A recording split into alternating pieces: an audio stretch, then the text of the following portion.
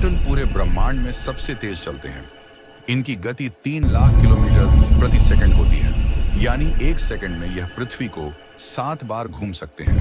यही वजह है कि प्रकाश समय और अंतरिक्ष दोनों को प्रभावित करता है। आइंस्टाइन का सिद्धांत E बराबर mc² बताता है कि द्रव्यमान और ऊर्जा एक ही चीज के 2 रूप हैं। बहुत छोटे से परमाणु में भी पहाड़ जितनी ऊर्जा छिपी होती है।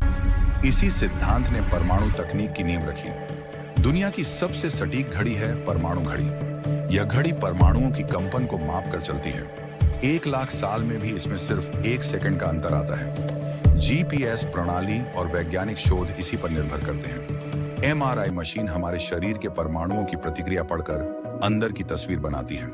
यह तकनीक हाइड्रोजन परमाणुओं के संकेतों पर काम करती है। चिकित्सा विज्ञान में यह एक अद्भुत खोज है।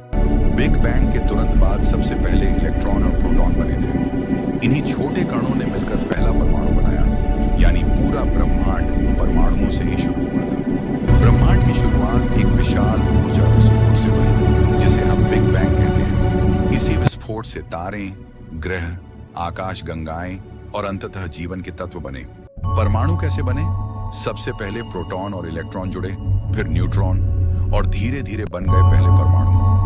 इन्हीं परमाणुओं ने मिलकर सितारों और आकाश गंगाओं की संरचना बनाई। ब्रह्मांड और परमाणु एक दूसरे का प्रतिबिंब है। एक अनंत तक फैला हुआ है और दूसरा